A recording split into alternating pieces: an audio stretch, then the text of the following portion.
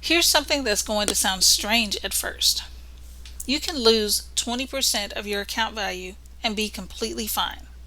And you can lose 20% of your income and never fully recover. Same word, lose. Two completely different problems. And here's the issue. Most retirees are watching the wrong number. They're glued to their account balance every time the market dips, when the number that actually determines whether they can pay their bills, keep their lifestyle, and sleep at night is a totally different number. Today, I'm going to walk you through the difference between losing money and losing income, why that difference matters more than almost anything else in your retirement plan, and how to make sure you're protecting the one that actually pays your bills. If you're within a few years of retirement, or you're already retired and you find yourself checking your account balance every time the market has a rough week, this video is for you. Financial media has trained all of us to obsess over one number, the balance. Is it up? Is it down? How much did I lose today? But here's the truth. Your account balance doesn't pay your electric bill. Your income does. And those two things don't always move together the way you think. So let's talk about why losing money and losing income are not the same conversation. Let's start with the one you already understand, because you feel it every time you open your statement. Losing money means your account value went down. Your portfolio was worth $500,000 and now it's worth $400,000. That's a real, visible, uncomfortable number. But here's what's important. If you're not withdrawing from that account, if you still have time before you need the money, that loss is what we call a paper loss. It's only locked in if you sell. Historically, markets have recovered from downturns over time. Now, I want to be clear, that's not a guarantee, and past performance doesn't predict future results. But the general pattern is this. Money that stays invested through a downturn has the opportunity to recover as markets do. So if you're still working, still years away from drawing income, a market drop is stressful, but it's often survivable. Time is on your side. The real danger isn't the drop itself. It's what happens when you're forced to pull money out during that drop. And that's where our second concept comes in. Losing income is a completely different animal. This isn't about your account balance dropping. This is about a permanent or semi-permanent reduction in how much money you can safely take out and live on year after year. And the mechanism behind this is something called sequence of returns risk.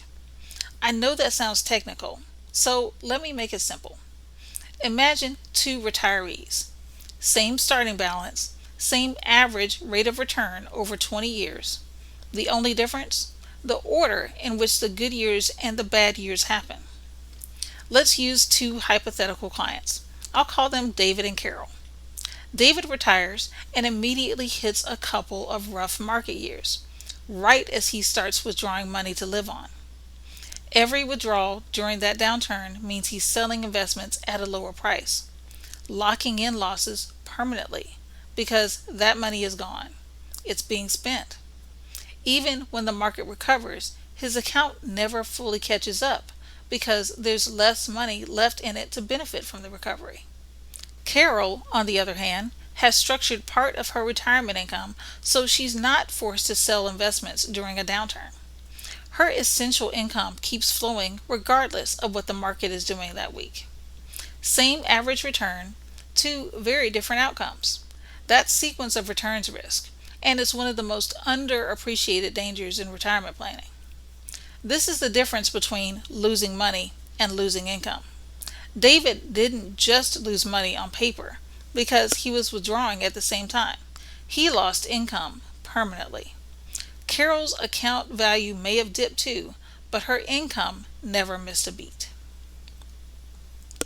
So why do so many people get this backwards? It comes down to what you can see. Your account balance is right there on your statement, updated constantly. It's visible, it's immediate, and honestly, it's emotional. When that number drops, it feels like a loss is happening right now, right in front of you. Income loss doesn't work that way. It shows up later, quietly. You don't get a red alert that says your future income just got permanently reduced. You just eventually notice you can't withdraw as much as you used to, or your money doesn't last as long as you planned. This is a behavioral trap.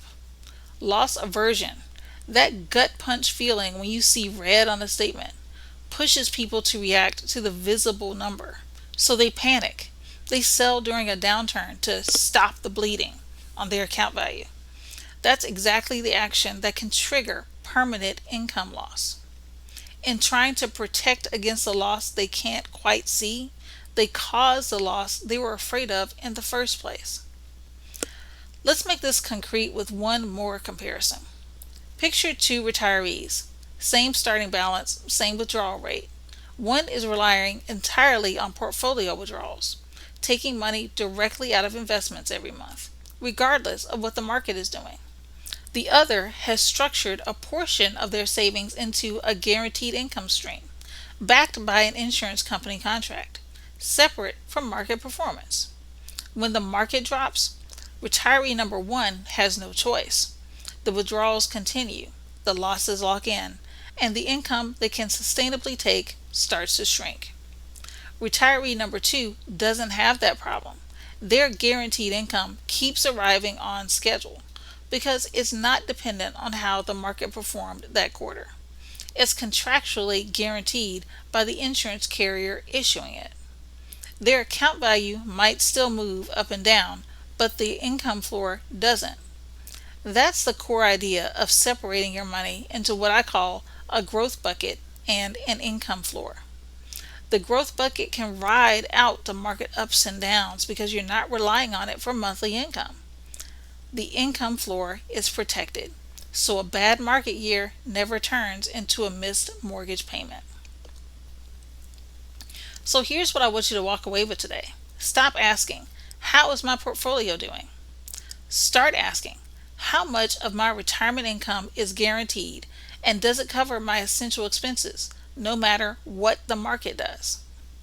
That single question changes everything about how you plan. It's not about avoiding market risk completely. Growth still matters, especially for the money you don't need right away. It's about knowing which risk you can afford to take and which one you absolutely cannot. Your account balance can afford to have a bad year. Your income generally can't. Let's bring this all together. 3 things to remember. Number 1, losing money means your account value went down. It's often temporary and often recoverable if you have time on your side. Number 2, losing income means your ability to sustainably withdraw and live on your money has been permanently reduced. That's the one that actually threatens your lifestyle. Number 3, protecting your income requires a fundamentally different strategy than protecting your account balance. They're not the same problem, and they don't have the same solution. If you want to know more about how to plan for your retirement income plan, get the free booklet called For Those Who Want to Prosper and Thrive in Retirement. Check out the link in the description box to get that information. If this video helped clarify something for you, hit subscribe. I've got other videos that dig deeper into building an income floor and how sequence of returns risk shows up in real retirement plans. I'm Shonda Prescott, and this is Retirement Security Simplified, where we specialize in turning confusion into confidence, one conversation at a time.